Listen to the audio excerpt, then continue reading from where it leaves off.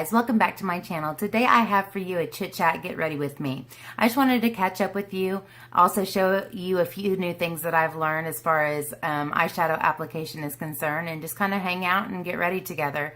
So if you want to go grab your stuff and get ready with me, or just hang out and chat with me while I do, please keep watching. I hope you had a great Thanksgiving. I'm happy to be back to filming, but I so enjoyed my time with my family. I hope you did too. It was just a wonderful time. Both my brothers came in and their families, and so it was just great to get together with everybody, and we had a great time. All right, I'm going to start off with primer. And one that I still am unsure about, I used to love it, is this Stila Perfectly Poreless Putty Perfector. And it's one of those things that has color and it fills in pores and it does all these things. I'm going to concentrate it on the inner part of my face, and I don't know how well you can see, but like you can see where my pores are on the first layer, and then when you go back through, it kind of every time fills those more and more. It feels really dry. I'm glad that the foundation that I'm going to use is really emollient. So next I'm going to go in with the Too Faced Peach Perfect Comfort Matte Foundation. I love this so much. Like, I don't even use anything else because I like it that much. And so when I do a chit chat, get ready with me, I almost always forget that I'm not doing a tutorial, and I just kind of go into teaching mode. I guess when you're a teacher, that just kind of happens naturally. So you kind of get a tutorial / chit chat, get ready with me kind of situation, but hopefully you enjoy it. But anyways, Thanksgiving has just passed. It is the Saturday after Thanksgiving. And man, it was, I mean, a busy time. Here, there, and everywhere. We traveled out of town. I had a doctor's appointment right after I got out of school on the last day before my break. I probably shouldn't get into a big rant about my doctor because I had a very frustrating experience with him. He's the one that actually diagnosed me with fibromyalgia. He's the one that did all the testing and everything to, you know, rule out. Basically, they diagnosed fibro by ruling out everything else, like lupus or RA or, you know, even Lyme disease, those kind of things. And if you don't have anything else, then they diagnose you with fibro. And so I thought he kind of knew who I was and all that jazz. But let me just, when he came back, I was happy he was back. I was like, oh yeah, I got the doctor I like better back. But since he's been back, he's been very abrasive, very short, you know, doesn't even look me in the eye for the entire time I'm in there. He just kind of stares at the computer, renews my prescriptions or orders blood work or whatever needs to be done. And this isn't my rheumatologist. My rheumatologist is incredible. But I only see her once every 3 months. But anyway, long story short, I had an appointment. They canceled and rescheduled. Well, the reason for the rescheduling was to have prescriptions refilled or renewed, and some of them needed to be rewritten because they were expired. Well, this doctor had refilled these prescriptions 4 times, I believe, before this visit. And what happened is because they had to reschedule me, it was a month and a half later, and so I was out of medicine. His nurse that was rescheduling my appointment said, well, you don't have to worry about it.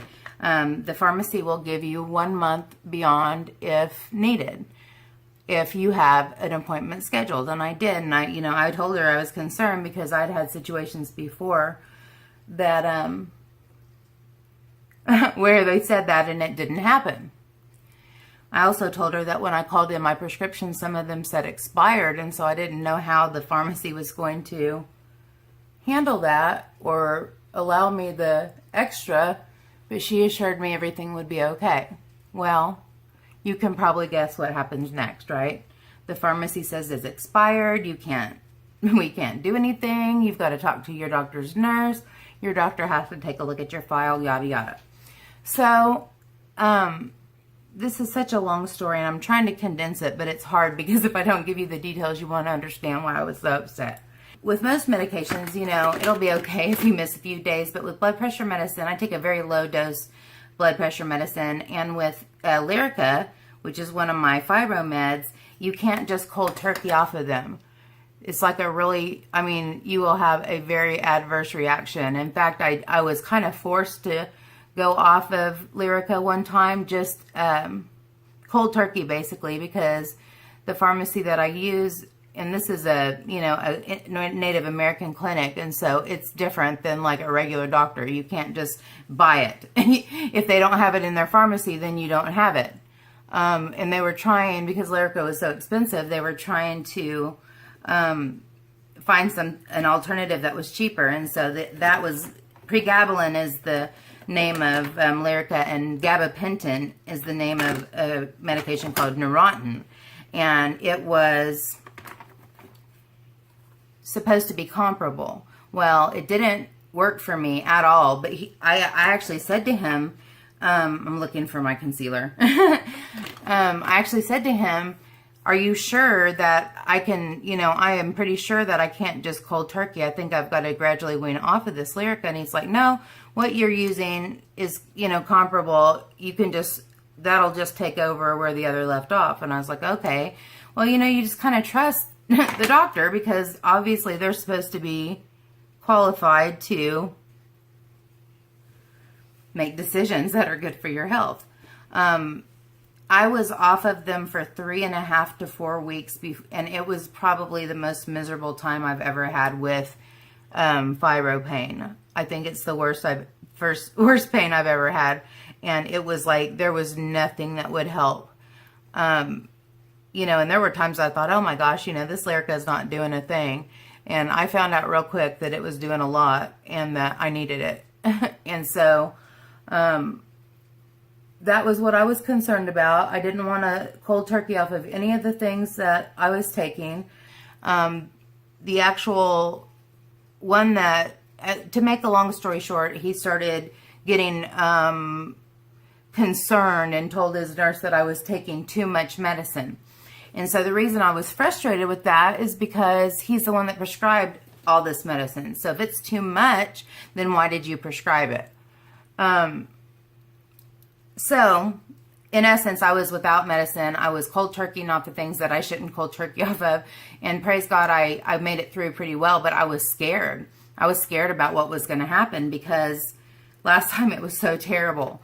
And so anyways, finally I get to the appointment, and I'm having a talk with myself on the way to the doctor, and I'm like, Sherri, give him a chance.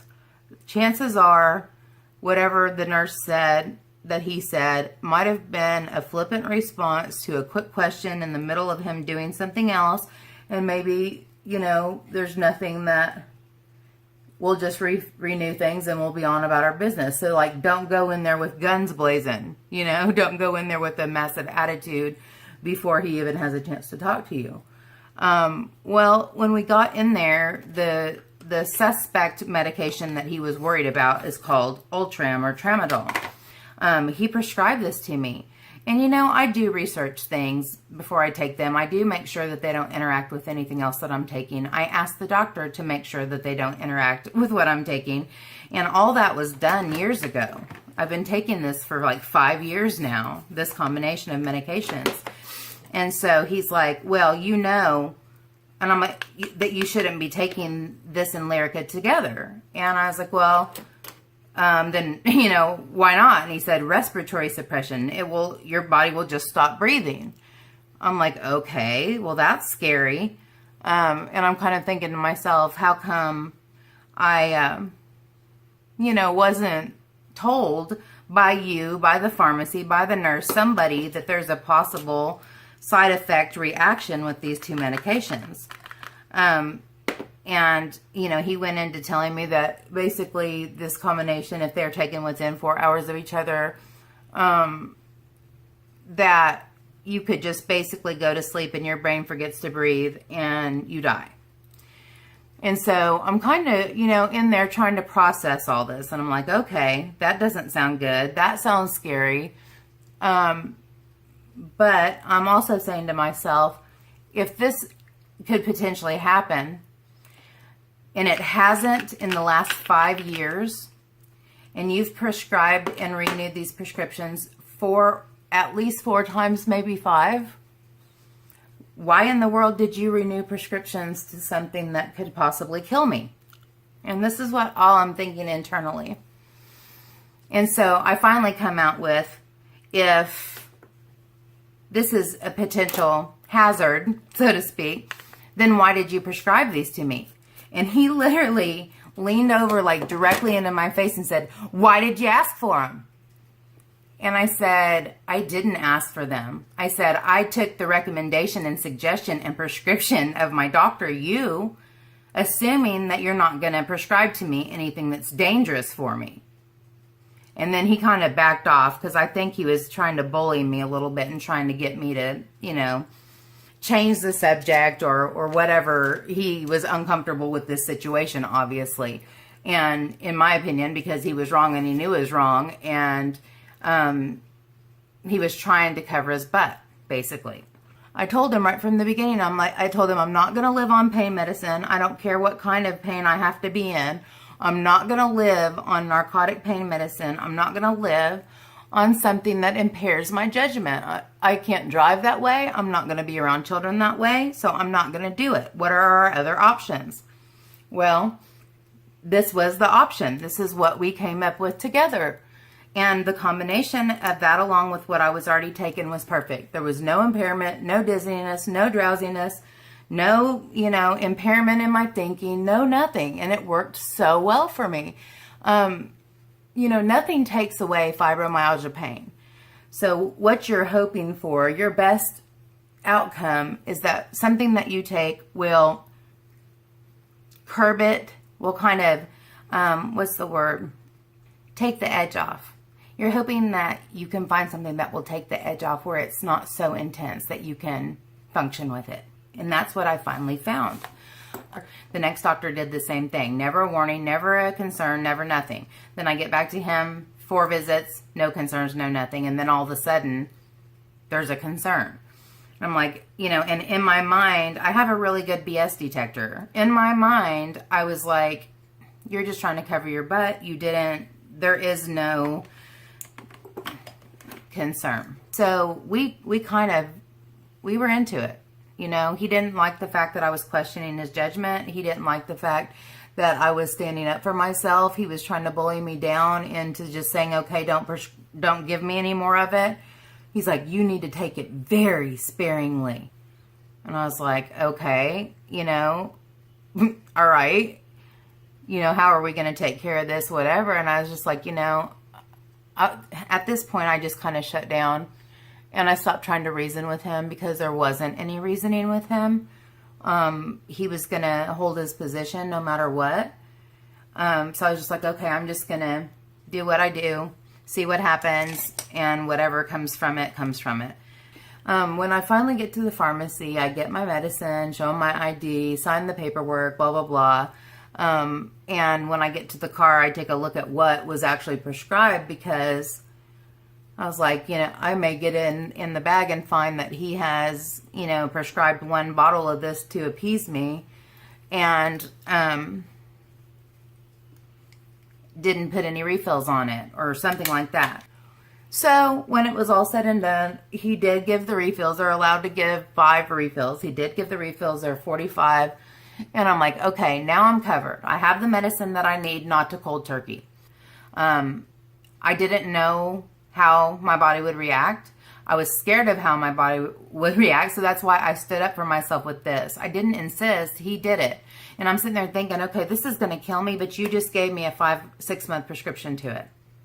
So all these things don't add up, and I'm not a dummy. And I'm thinking to myself, you think I'm a dummy, but I'm not a dummy. But, you know, when it was all said and done, I felt disrespected. I had already had this conversation with the nurse because I told her, I said, I'm upset about this and I know it's not your fault and I know you're not the one that I should be talking to about this, but I have to say my piece. It took me 5 years to find a combination of medications that made it where I was functional, where I could work, where I didn't have 4 or 5 day flares that kept me out of work. You know, pain that I can tolerate and still function. I finally found it, and he's messing with it, and he's doing this without even a face-to-face conversation with me. You don't take somebody off a medication that they've been taking for 5 years cold turkey with no conversation with that person or no real explanation for why you made that decision. Or even a phone call would have been adequate for me. And I told her all this, and she's like, I understand. And she was very kind to me and very thoughtful and listening to me and talked to me about the situation when I got there. But when he came in the room, all the compassion, empathy, even respect went out. And it's so sad, but you have to protect yourself from doctors sometimes. You have to advocate for yourself. You have to tell them what you need. And if they can't provide that, then you need to find somebody else who can. Especially when you've got a chronic illness. You can't just, you can't just take anything, and you can't just combine everything. But when I got home, I keep saying to make a long story short, and this is it's not going to be short no matter how I try to condense it. But when I got home, I did all this research on reputable pharmaceutical sites. I talked to people that I know who are in the industry, who know a lot about medications, nurse practitioners, those kind of people that I know. And they found that there was absolutely no evidence that there's anything to be worried about in the combination of those two. In fact, those two are prescribed for fibromyalgia a lot. And success with that combination has been high. The other thing, the only side effects that I found from taking those medications together were that you might have increased drowsiness, dizziness, that kind of situation, like you would maybe with a pain pill of some kind. I never had that effect. Obviously, I don't have that effect now. I didn't take it this morning, or I could say, look at me, I'm perfectly fine, but I would be exactly the same if I had taken it, as far as clear thinking, fully, aware of myself, my thoughts, no impairment whatsoever comes from this medication. And so I feel safe taking it. And I think if there were a real risk, he would have just said, sorry, I'm not prescribing it to you. Because why wouldn't you? If you think this could potentially kill someone, but you are going to go ahead and refill the prescription, doesn't add up. Sorry. Not sorry. That's what makes having a chronic illness so difficult. People don't understand, and we don't advertise it because nobody wants to hear your big belly aching situation.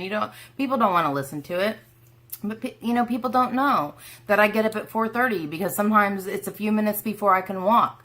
Sometimes I have a hard time, showering or getting dressed because things just don't move, or it's painful to move. I put ice packs on my tailbone or whatever various area is hurting at the time to reduce inflammation. I then have to eat something to take my medicine, and then it may be an hour before it even takes effect. And in that amount of time, I have to get ready, shower, get ready, do all this. And so I have to get up early so that I have time for my body to be ready to go out into the world. And so all the things that go into chronic illness that are frustrating, you don't need a hassle from your doctor. You need an advocate. You need someone that is there to help you, not cause you more grief. And excuse me, I feel like I'm in a situation where my doctor is causing me more grief right now. On the other side of that, I'm very thankful that there's a clinic that I can go to that is not costly, that covers my medications. I don't know what I would do without it. And so I think for that reason, I put up with those sort of things. But I still don't think that I need to lay down and let somebody disrespect me and treat me that way. And I didn't. And so I hope over time I'm not going to need these medications anymore. If I could throw them all in the trash today and be fine, I would do it. I don't like taking medicine. I don't like taking all this medicine. But whenever you don't, it would affect your livelihood. You do it. You do what you got to do, right? So moving on, I have all my foundation and everything on. So that's the big story about my doctor. And, I try not to be a jerk, but sometimes I just feel like I'm pushed to that point. And sometimes that's just, you just kind of have to. I'm going to go ahead and put on my eyebrows. But anyway, so that was the beginning of my break, my 5-day break. But I told myself I'm not going to let this bad experience ruin the rest of my break. I'm going to go ahead and go on with my life and, you know, try to do what I can do, what I have control over, which is get off the medicine if possible. I'm using the Anastasia Brow Wiz in chocolate. But from there, you know, it was like hit the floor running because Thanksgiving, family, travel, food, all that. We had a family gathering out of town, and we do that every Thanksgiving. And that's where, like, literally the only time we see the Ward side of the family in a year. Like, if we don't go to that, then we wouldn't see anybody for the rest of the year probably. So we all really try to go to that because we want to make sure we see those people on that side of our family at least once a year. And I always really enjoy it. And then we go out to my Aunt Dorothy's house and just kind of hang out and talk and let the kids play with each other and all that stuff. And it's really fun. But the coolest part was it was my parents' 60th wedding anniversary. And I kind of want to tell the story about my parents because I don't think I have. I mentioned in another video that you'll see either probably after this one. I'm really trying to stockpile this weekend. I've been behind on videos, and so I need to have some in my pocket. But I said that I kind of always have, you know, compassion, or I'm always rooting for the underdog. And, you know, my parents' relationship was kind of an underdog situation. My doorbell just rang. I wonder who that might be. But anyway, my parents have been married 60 years. On Thanksgiving was their anniversary. And here's the part of the story that if you heard it, you would assume instantly that this relationship probably wouldn't make it.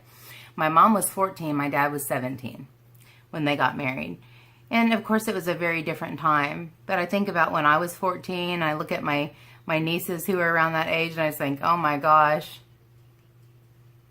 never would that be a good idea.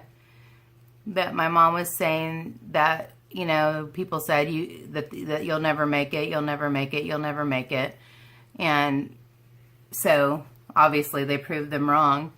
But, you know, and I think that's always been like an underlying requirement of my relationships. Like, I had the perfect example of unconditional love, and love that stood the test of time, and love that, you know, made it through really tough times. And you know, I had that excellent example in my parents. And so I was so thrilled to be celebrating it and acknowledging it.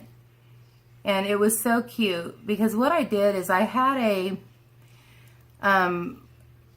my cousin Donna and I and my Aunt Margie had been talking about this. We talked about it last Thanksgiving because Donna said, do you realize that it's your parents' 60th? And I said, yeah. And I said, in my mind, I'd always thought I was really slept on their 50th, which should have been a celebration, but wasn't.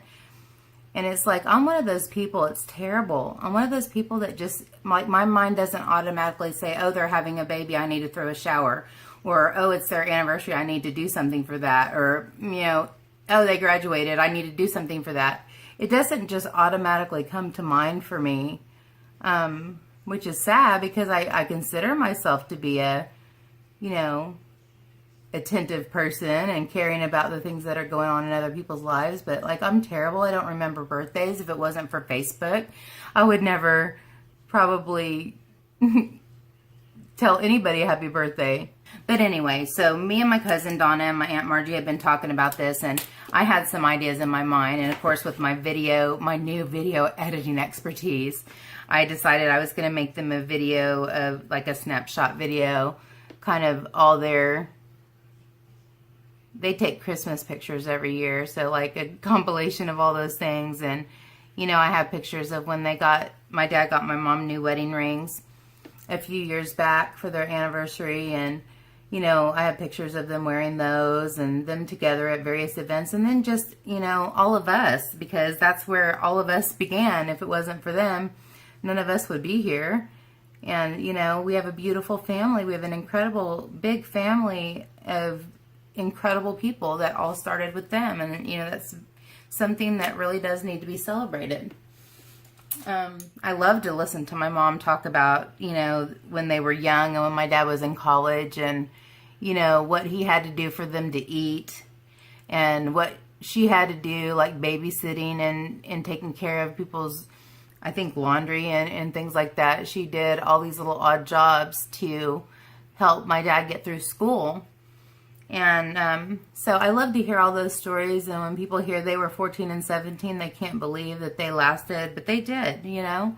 And just like everybody else, they had some tough times. They had some rough, you know, rough seasons. But it's like, you know, an old-fashioned point of view is so different because these days people don't, if people aren't happy or if somebody doesn't just do every single thing that they think that the other person ought to do, then they just give up.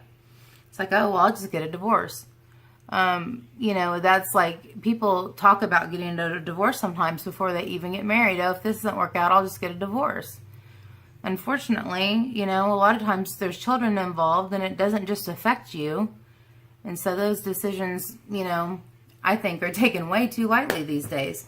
So it makes it, and that's probably why, because I saw what it looks like to compromise and be selfless sometimes and put your family first in front of your own wants and needs and happiness. And it's not always about being happy. Sometimes it's about, let's do what we have to do to stay together. Let's do what we have to do to stick this out. What do we have to do to remember why we fell in love? What do we have to do to, you know, build upon what we have started here? And so I'm so thankful and proud of my parents for being that wonderful example for myself, for my brothers and sister-in-laws, and lots of my nieces. I have so many nieces and nephews.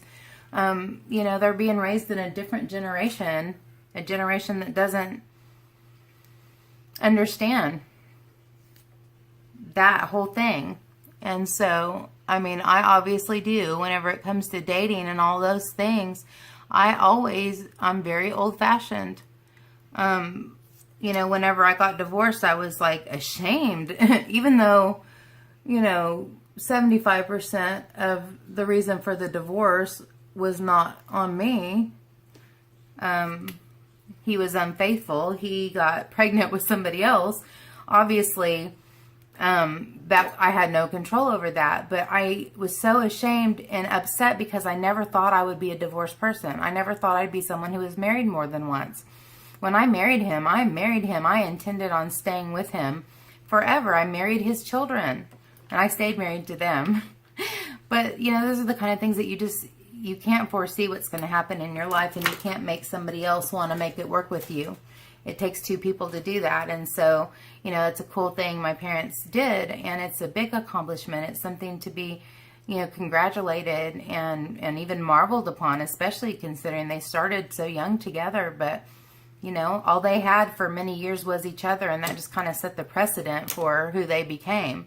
You know, my dad obviously was a very successful baseball coach, a college baseball coach for over 20 years. He was a wonderful father. He's a wonderful grandfather. I mean, we're so blessed. And I know that my family understands that, but sometimes you just have to sit back and think, wow, you know, it took a lot for them to get here, and they need to be acknowledged for that. And so that was what my little Patty thing just came out of my eyelash curler. Maybe it's the time for me to actually retire this one and go get my other Pretty Tart one. I have two waiting, one from this year and one from last year, because apparently I'm not capable of getting this little pad thing back on here.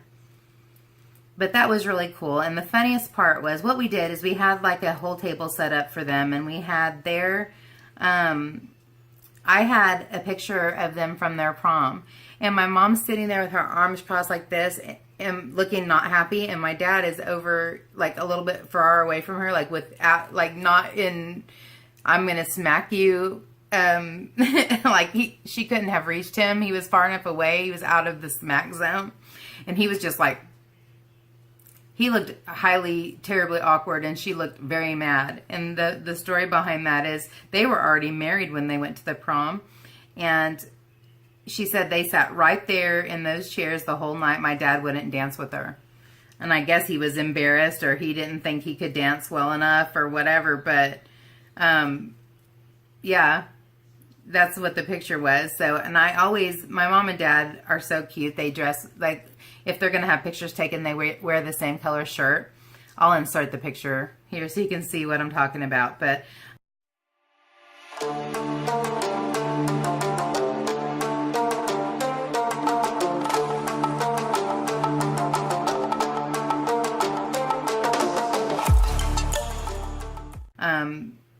so I kind of did a then and now thing. I took the picture and had them put on 16 by 20 canvases, and it was so cool because the picture of the prom was an old black and white, and it was a little bit battered, and the color wasn't great.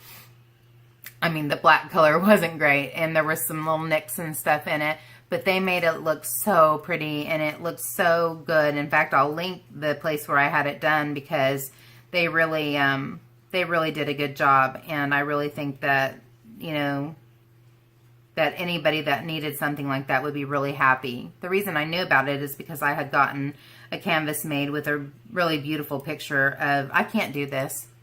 The whole time I'm talking to you, I'm trying to do this. I give up. Maybe somebody else can do it, or maybe I can do it whenever my glasses are on, but right now it's not happening. But anyway, so we set up the table, and there was the prom picture and the picture of them from last year in their red shirts with their dog. And we had a cake that said happy 60th, and I had I made the video, and I have my laptop sitting there with the video playing. And so everybody's just kind of walking around and talking, and my mom and dad are talking to everybody and don't notice what I'm doing. And so my mom walks up to talk to my nephew Brayden, and she's standing there, she just kind of looks, I'm watching her, and she just kind of looks, and then she looks up, and then she looks back down, and then she looks at me and she goes, oh, that's us. And I said, yeah. She immediately started crying. Oh my gosh, it's going to make me cry because it was so sweet. She goes, did you do this? And I said, yeah, we did this. And she's like, oh, Sherri. And she was crying. My dad, she's like, go get Gary. Go get your dad. And so I went to go get him. And when he walked up, he got teary-eyed. I mean, my dad doesn't get teary-eyed. And so it was so sweet. We all took pictures. We took pictures of them. They talked about a few memories that they had about the pictures and everything. And it was so special.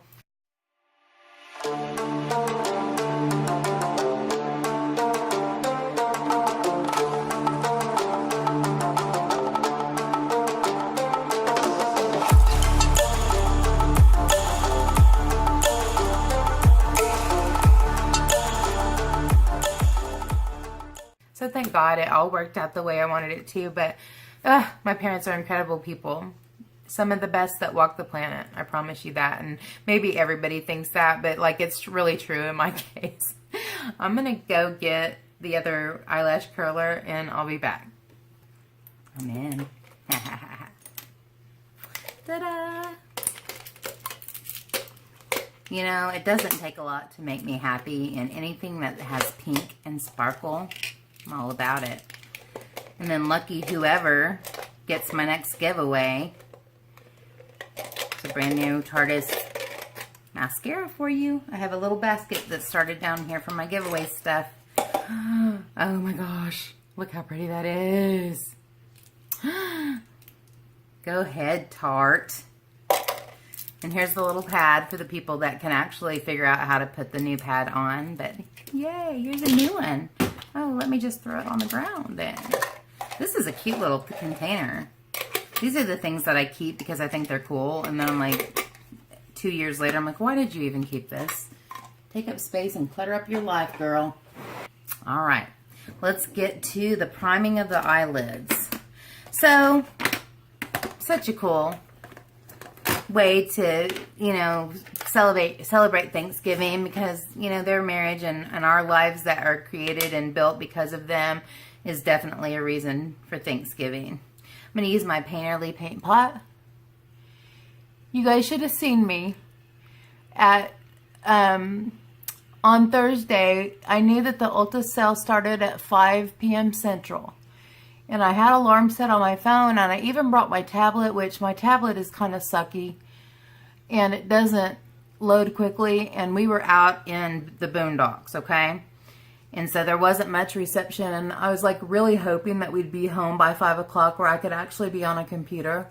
But we weren't. And so I just told everybody, we were sitting there visiting for a couple hours, and I was like, excuse me, I've got to go take care of some business. And everybody's looking at me crazy, and I'm like, I need to be alone for this. So I go out. My uncle passed away, and they made the most beautiful bench for him, and it's where he's buried. And so I went over and sat with Uncle Eddie and got into the Ulta thing. Got a lot of good things. I made a Sephora order, a Nordstrom order, and a Ulta order. And that pretty much covers all my girl people gifts. I have to buy things for my grandbabies, for my parents, a few other things, my mother-in-law. There's a few other things that I have to get, but I have a really good start. Thankfully, I've corrupted all my friends, and I've made them all fellow makeup addicts. So I don't have to worry about it. I know exactly what to get. I know what the good stuff is, and so that's what I got them.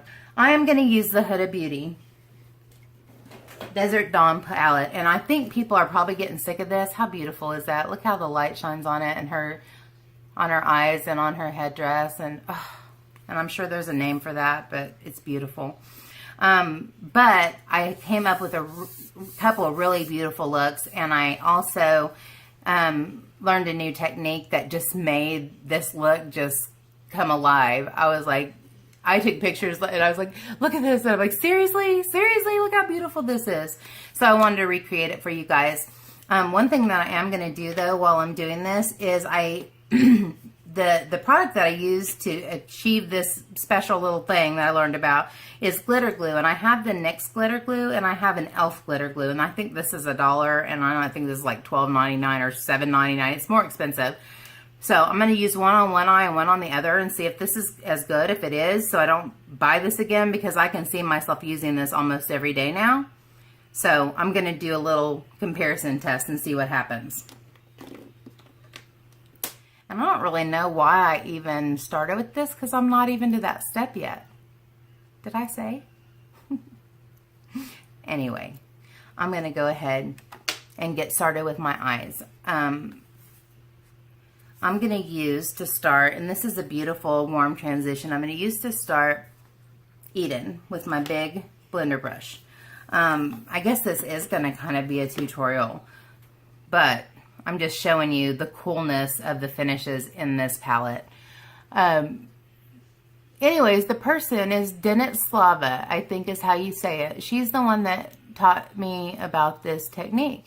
And I had seen her do it several times, but I'm like, glitter glue, one more step. I don't want to have to mess with this. But once I did it, I was like, why did you wait so long to try this? And I linked her in another video already, but I'll link her in this one too. I can't remember where she's from. I want to say Russia. I might be completely wrong. But anyway, she is so cute, and she's older than she looks. She looks like a little girl, but she's got this cute little voice, but she's super talented. So I'm happy to promote her channel anyway, because if you appreciate good artwork, she's one of them. But she uses glitter glue for all of her shimmers, and it's like I said, I know I said this in another video, but it has the same effect, if not more, as wetting your brush does to like intensify the color of shimmers. And in this palette, you've got these very unusual, like this one is the one I'll use today, and like right now I'm looking at it, it looks purple. If you turn it another way, it looks pink and blue. But there's I think 3 or 4 of these. I think this one, this one, this one, and I think maybe this one. But anyways, they're glitter toppers is what they are. And if you were to just take them without any enhancement, without any glue or wetting your brush, they would probably really fall out all over your face, but they also wouldn't be as intense. I'm tempted to use this other one just because I never have, but I'm not going to. I'll do it again another time. But I know a lot of people got this palette, and so I really wanted to show another look with it. I've got 3 palettes that I need to show another look.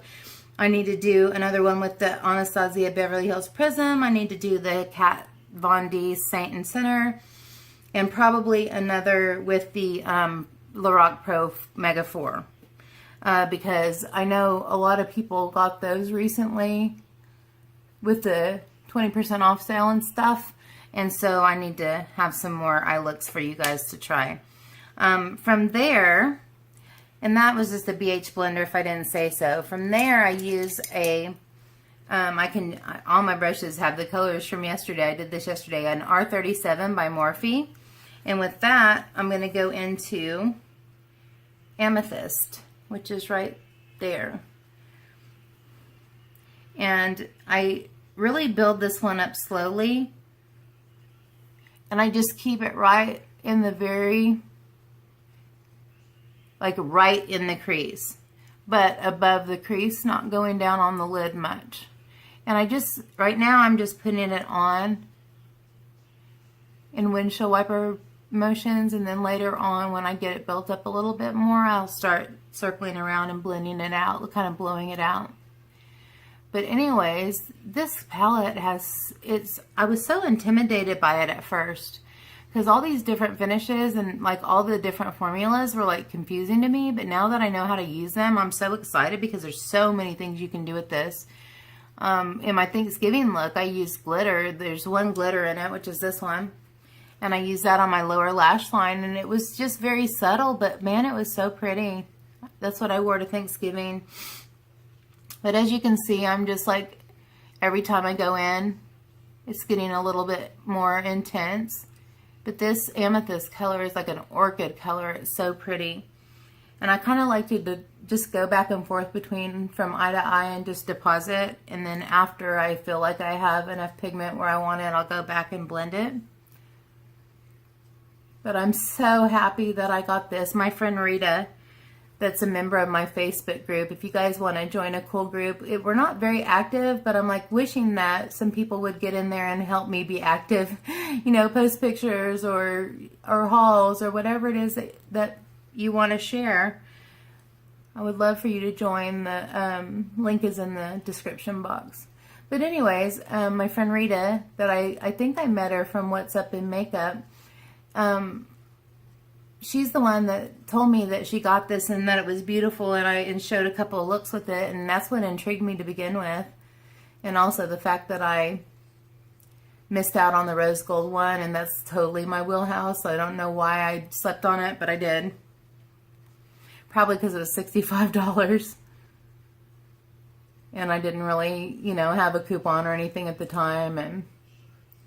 But I had the best time with my nieces, Malia and Jory. I think they just turned 16, I think, and I can't believe it. I wanted to say they were 14, but Mom said, nope, they're 16. And as you can see, I'm kind of starting to circle around now.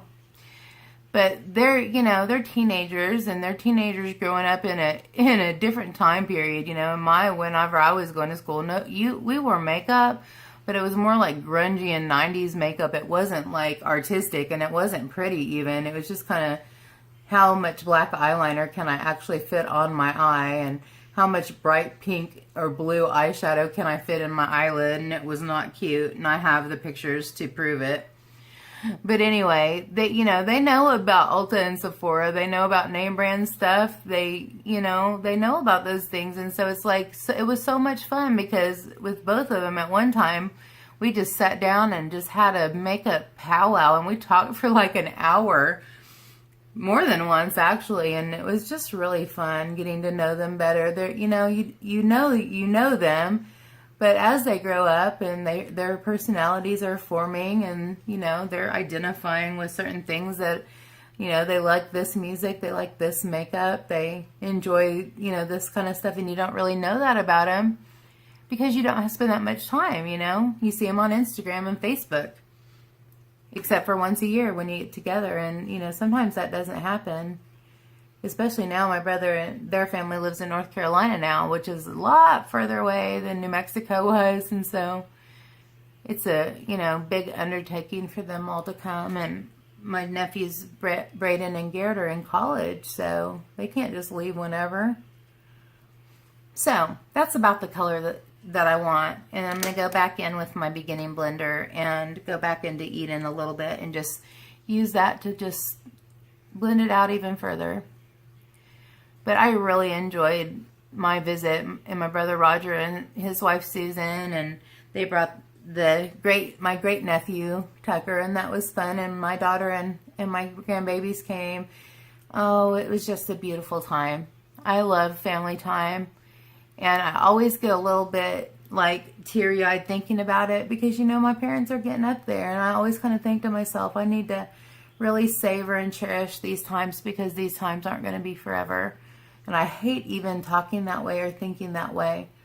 But I feel a sense of urgency with my parents that I didn't feel before, that I just really, you know, I don't let any opportunity to be with them, I don't let it pass. Like every time I have an opportunity to appreciate them or be with them, I do, because I know that that's not forever. And it may not, you know, something could happen to me tomorrow. And I obviously don't want any visit to be our last one, but what if it was? Did I take advantage of the time that I had, or did I make something else more important? I let my nieces play with this yesterday. And with me playing with it, there's a lot of glitter everywhere. Okay, so I have kind of what my foundation is. Now I want to do a little bit of deepening in my outer corner. For that, I'm going to use my, if I can find it, my Coastal Scents BRC N42. It would be very helpful. N51. If they would not make the names, their numbers, like, please just call this a tapered, pointed something. Packer brush. Anyways, I use this for outer corner. And the color that she used, and this look was from Anastasia too. Like, this is her entire look that I was inspired by. So I'm following her steps, is the shade Royal right here. And it's like a cross between a plum and a cranberry. It's really pretty. It's shimmery, but it's a satin finish, and so you can use it on your outer corner, and it doesn't look extremely shimmery. But it does, and I'm totally falling out on my face. I should have tapped my brush off. When I talk, when I'm doing this, I actually kind of forget my own process of things because I'm yapping. And this takes a few passes to build up.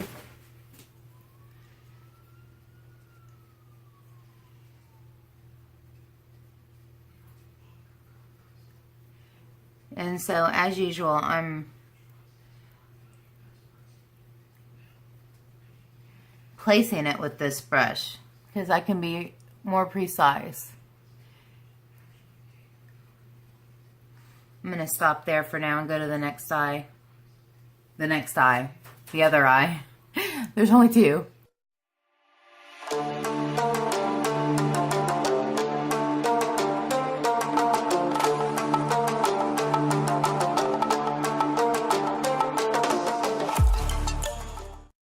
And just for the sake of having the conversation about the fallout, if you tap your brush like you should, especially when you're doing an outer corner darker color, it's not anything crazy. I mean, you could put some powder down or a shadow shield if you're concerned about it, but I don't think it's necessary. Next, I'm going to go in with the same color with the BRC 250, another Coastal Scents. It's kind of like a E25 dupe. Back into the Royal, I'm going to dip real lightly, and then I'm going to use that to go in and blend this out.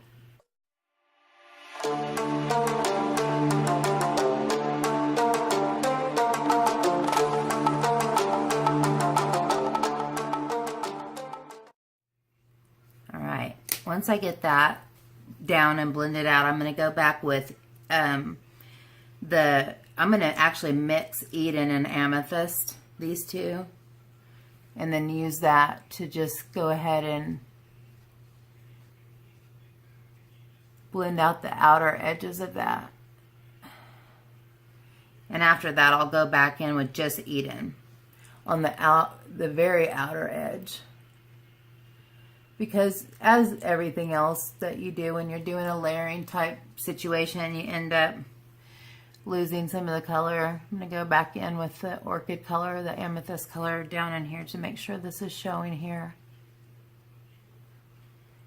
And then I'll go back with the big fluffy brush with Eden and take care of the top, but I'm going to do my brow bone highlight before I do that.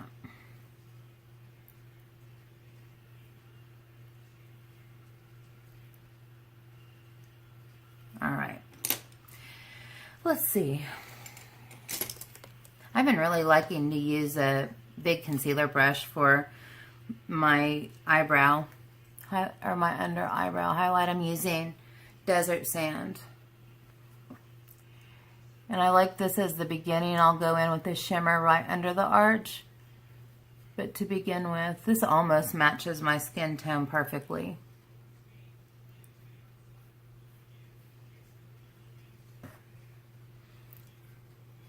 See how when I get into my makeup groove, the talking stops. Back with the big blender and Eden, just to go between those two and just really make sure that outer perimeter of the, and it's kind of a round shape, is really blended out. All right, next, this is when the magic happens. I'm gonna go grab these two brushes okay, bra strap, here we go again. I'm gonna go find these brushes I pulled out that are not great brushes because I don't care if they get ruined to use for the glitter glue. And I'll be back. I'm gonna start on my right eye. It's gonna be the e.l.f. glitter glue. And then I will, oh goodness, it comes out fast, be careful. You only need the tiniest bit. I just put it on my hand.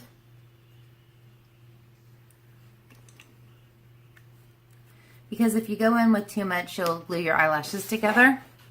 Not that I ever did that. I mean, how would I know? Anyway, I go in on my hand, I get a small amount, and I just keep kind of patting it into the brush where it's not a glob. And then I go in and I put the glue, kind of pat the glue everywhere that I want the shimmer to be very intense.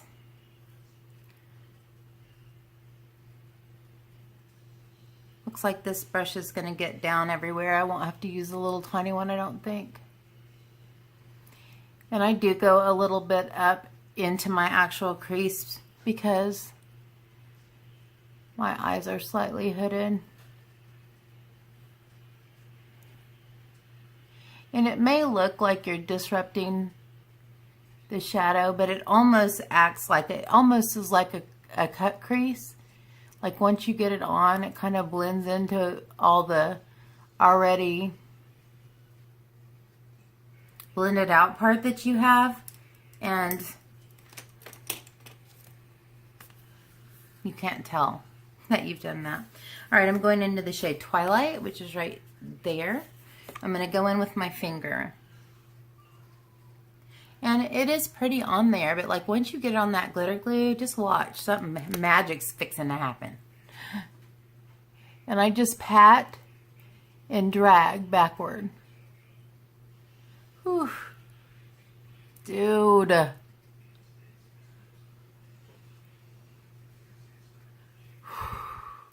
I don't know. I hope you can see how intensely it's duochrome, but it also has glitter in it. It's purple and pink and blue. Ugh. Dude. Seriously.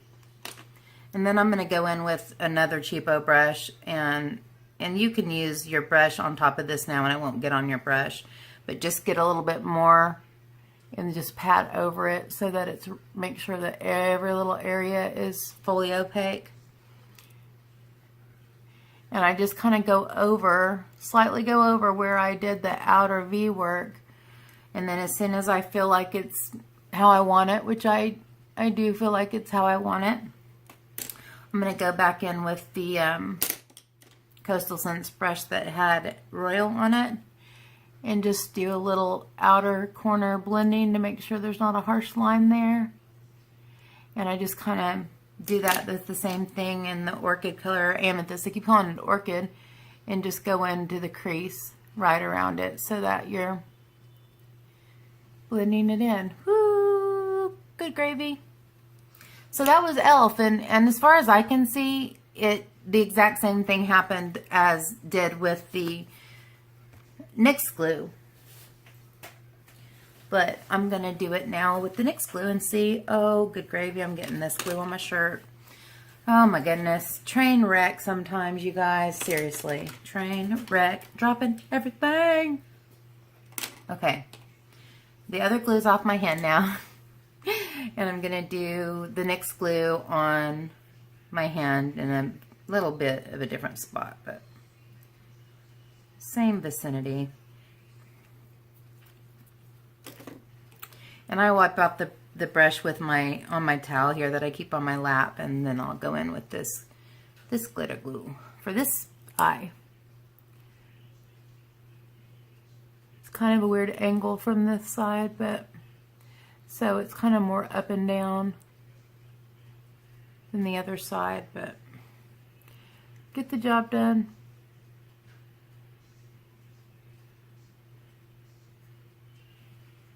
I'm thinking if I can put glitter glue on like this, I can probably do a cut crease. Because I think I'm putting it in basically the same area. I'm going to try it soon. Alright, glitter glue's there. In with the Twilight. I can't wait to try these other ones that are duochrome-y like that, because they are just so pretty, and you can't tell that until you use them this way. Oh my goodness, you guys. I actually think, and it may not be apparent on camera, I think the NYX glitter glue is giving a much more, it's like showing much more shine. And I actually felt like I put a little bit less with this on this side. So maybe the NYX glitter glue is worth the few extra dollars, but if that's not in your budget, the e.l.f. glue is an alternative, and it's still really pretty metallic. It's still more intense than it would. I mean, literally, if you put this on without any kind of base or glitter glue, it would not show, probably wouldn't show at all. So I'm trying to amp this one up a little bit more since it's not as metallic as the other eye. I don't think anybody will probably notice that except me, because I know, I mean, I'm up close and I can really see. But I'm going to go ahead and do what I did on the other side and blend in the outer corner, and then go all the way across the crease with the orchid color, the amethyst color. And that is straight up glittery goodness, shimmery, beautiful, metallic goodness. And so as a last step on the top, I'm going to just kind of go over the whole thing with my big blender just to make sure everything's incorporated. And I'm going to go around the outside here with my first setting brush and just kind of make sure I don't have any craziness way outside where I want it. And there we have that. So I'm going to go ahead and go in for the bottom lash line. And I basically just use the same colors. I start with the Eden. I move on to, actually I start with the amethyst, and then I move on to the Eden to kind of blow that out, and then I use the Royal to darken the outer corner. So I'm going to start off with the amethyst, right? I think by now. You guys know which one I'm talking about, but in case you don't, I'm going to go into my under eye here. I don't know if I'm loving the texture of my face. I'm kind of feeling like the primer putty is kind of settling. Like these lines here look a lot more exaggerated than they normally do. Like I think they look worse than they actually even are. And I really like the way that this amethyst color matches up with this, because this up here is so warm and it's almost has some brown hue to it. So on the bottom here, I really am trying to build up the purple color because it goes really well with the twilight. It brings out the, enhances the twilight. Okay. Don't know what that was, but it's gone. So I would like to know if you would be interested in a haul video or 3 haul videos with all the stuff that I got from the various places. The only problem is, I mean, my friends watch it and the people that I'm buying this stuff for watch it, but they may not know which one's for them, so I guess I could still accomplish that. I'm gonna go ahead and put the Color Royal on my same brush and just hug it real close to the lash line on the outer corner and leave it there, like the first fourth, the first third, something like that, because I don't want to cover up that purple, but I do want to match the intensity or darkness of the outer corner. That was an E36 by Morphe, by the way, and now I'm going in with a Coastal Scents BRC 509 into Eden, and I'm just going to go right under that. I'm not going to go over it. I'm just going to go right along the edge just to kind of blow that out without adding a bunch of color. I want the purple to be the star there. All right. Well, that's what it looks like. Can you see? And when, like, I took a picture outside where the sun was shining right on it so you could see what it looked like in the sun. Whoo, guys. And the same ones, this retrograde is like that. And it's kind of a blue-brown teal shift. Like that. And then the celestial is like that. And it's kind of a peachy gold, orange, pink shift. And then angelic, I think it's angelic. And this is a peach, peach and pink shift. I can't wait to use these now because now I know what they can do. So yay, I'm excited about that. I'm going to have to put this palette down eventually, but not today. And probably not tomorrow either. So this is what it looks like before I go in with eyeliner and lashes and all that stuff. I think it's so pretty. It's so warm, but it still has something really cool going on there. Huda Beauty, girl. I like your style. But anyway, I'm going to use this for... Oh, I need to put this down a little. I'm going to use this for the outline of my eyeliner. Remind me to put the camera back up when I'm done. I'm going to use it for the outline of the liner, and then I'm going to... use the other one, the NYX Epic ink one, for the actual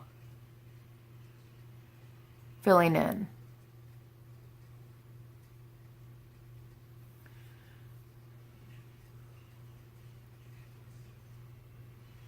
I like the control that I have with this.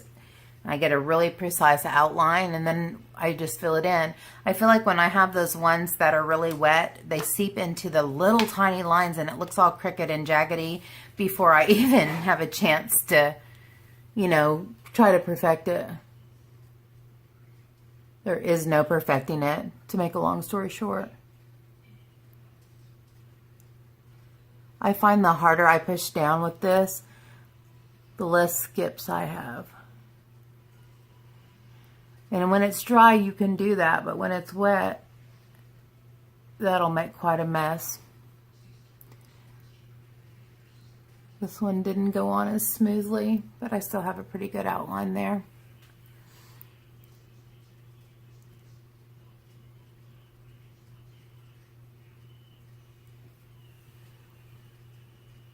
I'm happy with that. So then I'm going to go in with, and that's a good tip for, especially for people who haven't like perfected the winged eyeliner. If you can, even one that's almost dried out that you would ordinarily throw away because it doesn't do much, it's a good thing to put your outline down with because you have such control over it. And then take your new eyeliner and go over and fill in the spots that are blank with the really dark color that's, you know, a newer eyeliner that makes quick work of that.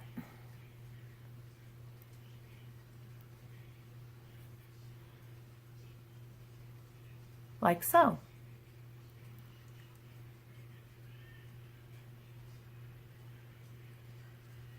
But I so enjoy people who love talking about makeup.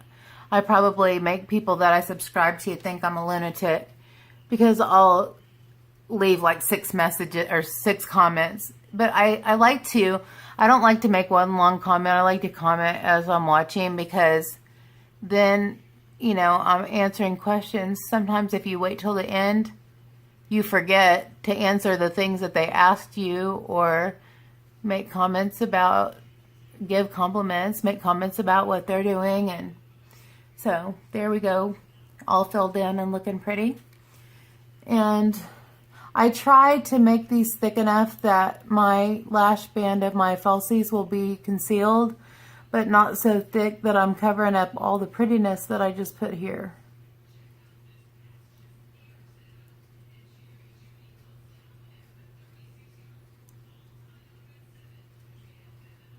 Oh man.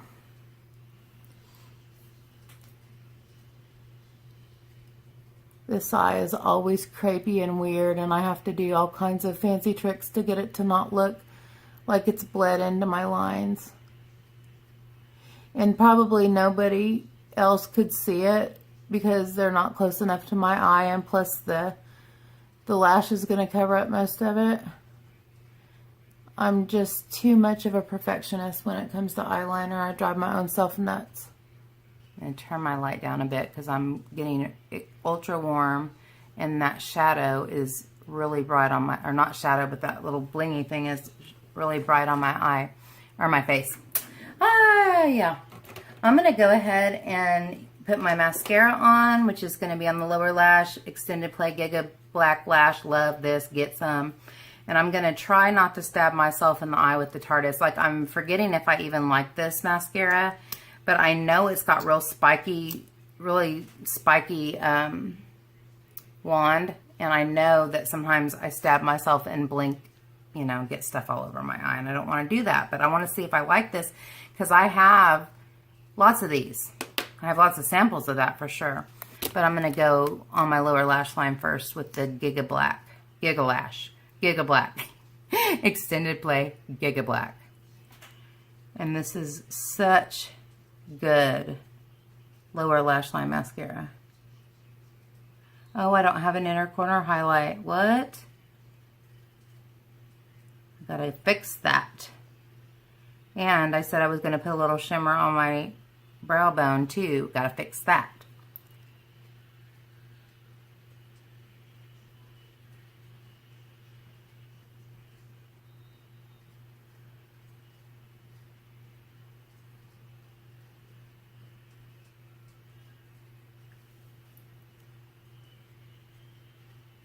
I really hope that that ring light is not super hot, because these on my lighted mirror are super hot. Or at least I hope the other ones are not as hot as these, or the ring light is not as hot as this.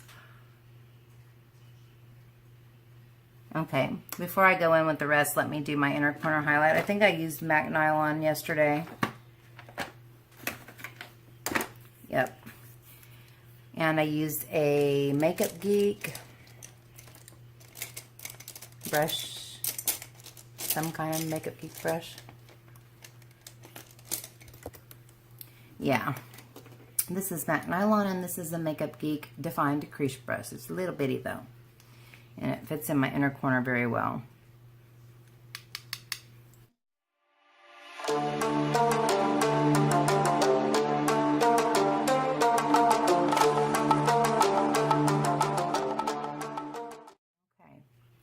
For some reason, that just isn't doing it for me. So I'm going to go into that O for Beverly Hills and go into a dip of the champagne and the white. And the angels sing. Ah. Yeah, there we go. All right, say a prayer for me. I'm going in with this spiky mascara one. Why do it's not a good idea. So why am I doing it? Probably because I have a brand new tube of mascara that's going to go to waste if I don't use it. I'm just going to not get close to the root of my lashes. And I'm going to shut up so that I don't jack this up.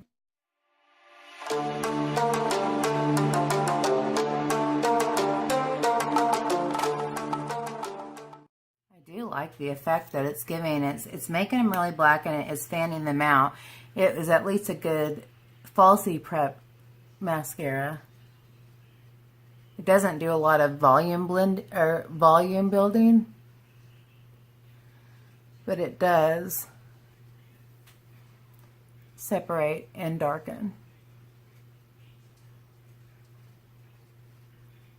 But don't get close to your waterline.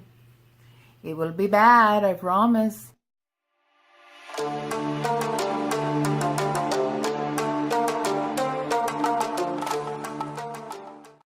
right, I'm going to stop there. I had already gotten a new set of lashes. I had to retire the other ones. They were starting to look skanky, ganky. That skanky is not a good word. I don't know. Bad. And I swear this looks all crooked. But anyway. Christina Wispies. I get these on Amazon. A 6-pack for like 12 bucks. They're awesome. And, you know, don't shoot me. I know there's some people have heard that 8,000 times. I'm going to put those on with the Kiss Strip Lash Adhesive.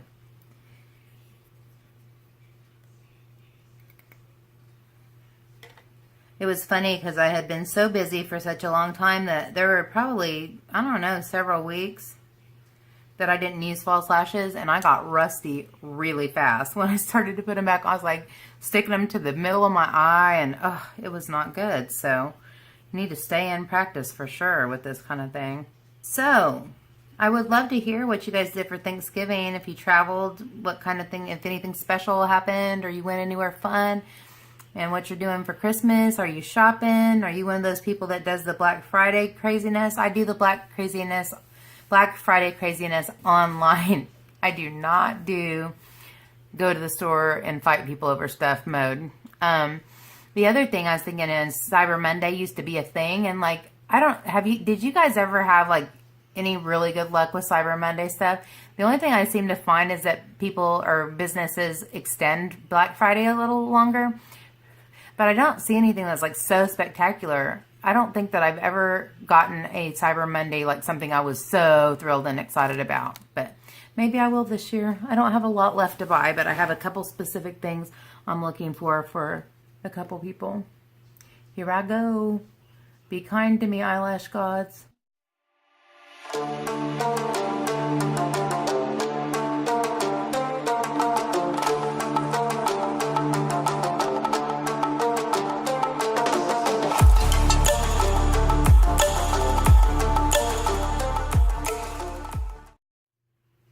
I lost my eyelash tool, the one that has the curved edges where I can go in and pinch it together. I lose that thing nonstop. I need to buy like 6 of them. And I don't like to put tweezers close to my eye because I don't want to hurt myself. But beautiful lash. How pretty is it? Go ahead and take yourself a gander. I love them because they're wispy and they crisscross. I love that. Love it. So, I'm going to go in with the lip liner. That light's bugging me. I'm going to go in with the lip liner. This is one of my favorites. I use it all the time. It's Rimmel Exaggerate, and the shade is East End Snob. Yeah. Anyway, it's really pretty. Really nice color. It's very neutral. It's very neutral, so you can use it with warm or cool nudes, and that's what I like about it. Apparently, I smashed it against something. It's got a big old hunk on the edge there. Train wreck.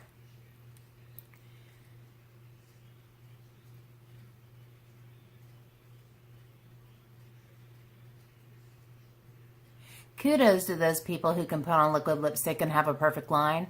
There is going to be no perfect line unless I use lip liner.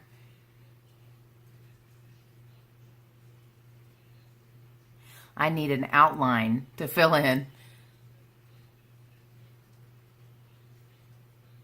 I do like the Smashbox Always On Liquid Lippies for that reason, because they have a very pointy tip. It's like a teardrop or a pear shape, and so you have a really precise tip to go, but I still use a lip liner.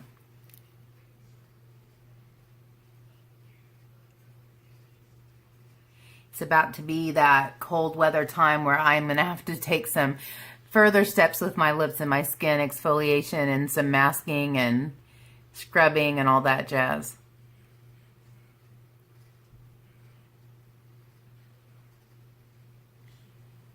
So that's good enough. And the shade of this Stila is Patina. So I really hope that you guys will chime in on the stuff that I've asked you about. I am so excited about community, and I know that it takes time to grow that, but like, I want to talk makeup with people. Let's talk in the comments. And I'm not saying this because I want the comments to get me more views. I'm saying this because I want to talk makeup with you guys. It's fun to be talking with like-minded makeup addicts like myself. And this has a minty, chocolate mint kind of, it's almost exactly like the Meat Matte hues from the Balm. That, I call it mint chocolate chip. It smells like mint chocolate chip ice cream.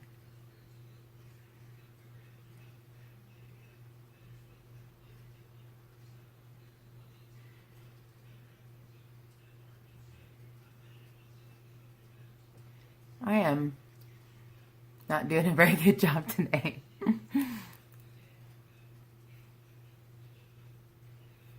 And I have a scar over here. I have a video from way when I first started my channel talking about how I got this scar. So if you're interested, you can go look. It's called 30 Random Facts About Me or something like that.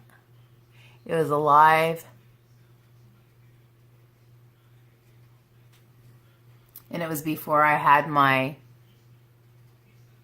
or knew how to use the live features. And so I was doing it from my phone.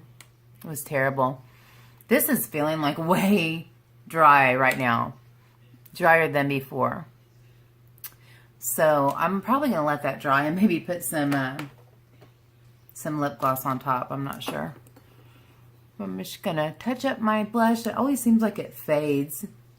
Either that or I just get used to it or whatever. But this is the look, guys. What do you think? What do you think of my my glue trick that I learned from Dennet Slava? I do still feel, and I don't know if you can tell, but I do still feel like the NYX glitter glue side is much more metallic. This one looks very beautiful too. So nobody would probably notice except you or me. But I'm going to go ahead and use my Boxycharm setting spray, the Cover FX, the illuminating spray that I always laugh at because I can't tell if I'm getting any on my face. And I was watching Sabrina the Makeup Mom, and she was talking about me talking about this on my video, and she was shaking this up, and my friend Debbie, that also has a YouTube channel, I'll link those guys below, was telling me, did you shake it up? And she was telling me, when she was watching my video, going, stop, it's getting on you. And when they shook it, there was like a little ball. And see now, can you hear the ball now? Like, sometimes that ball is not bouncing around. Right now it is. But apparently, whatever illuminates your face needs to be equally distributed into the liquid. So you're supposed to shake it up real well. And, you know, I'm a teacher, and I tell the kids all the time to read the instructions. And I didn't read the instructions. But anyway, I think we're successfully shaken up. And I have found that, like, I feel like I need to get this really close to my face. You know, sometimes whenever you use setting spray, the spray is so, like, strong and swift that you feel like you're assaulting yourself. Or you're, like, literally shooting yourself in the face with a water gun. This one's not like that. So I feel like I can get pretty close, and then I can tell when it's going on. So here we go.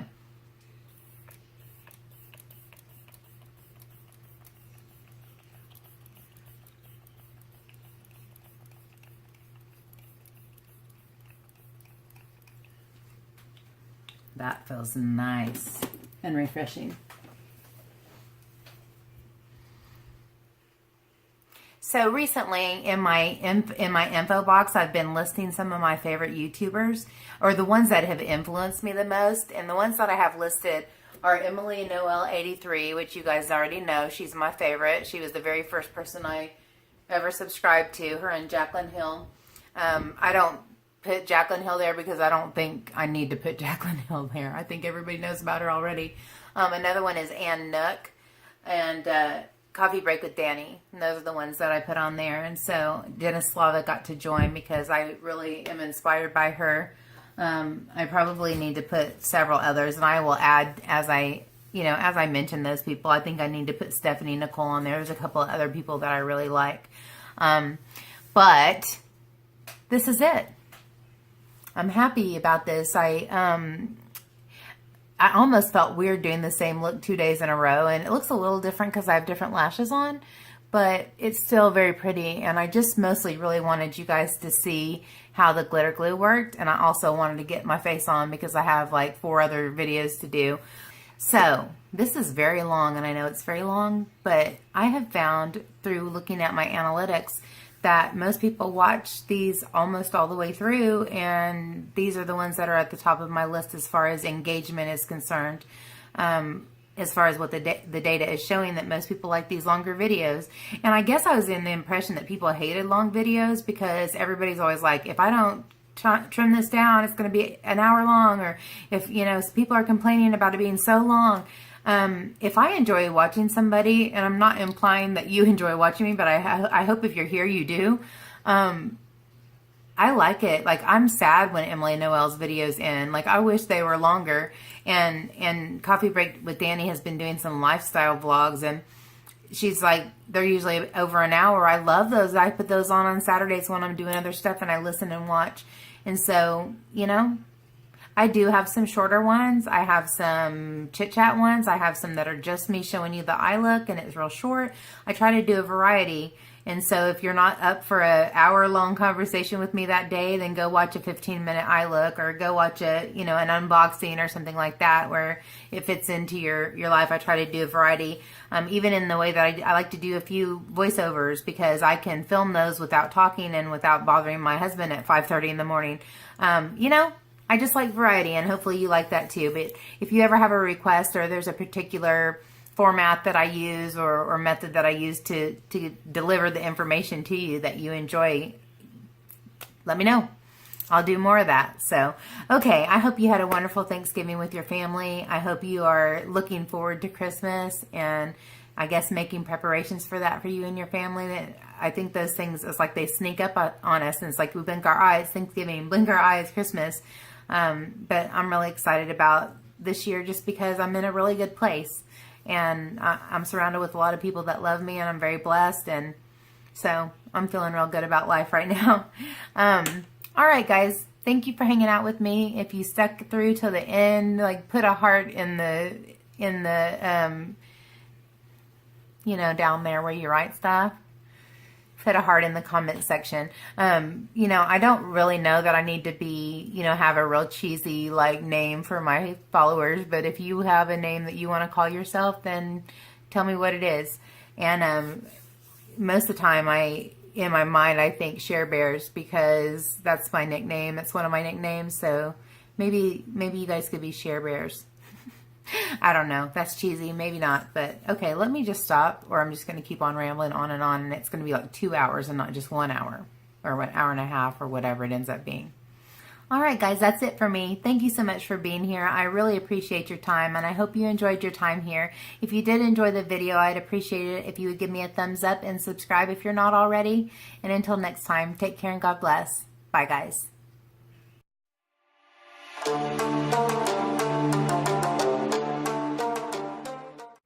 Hi, guys. Welcome back to my channel. Today I have for you a chit chat. Get ready for me.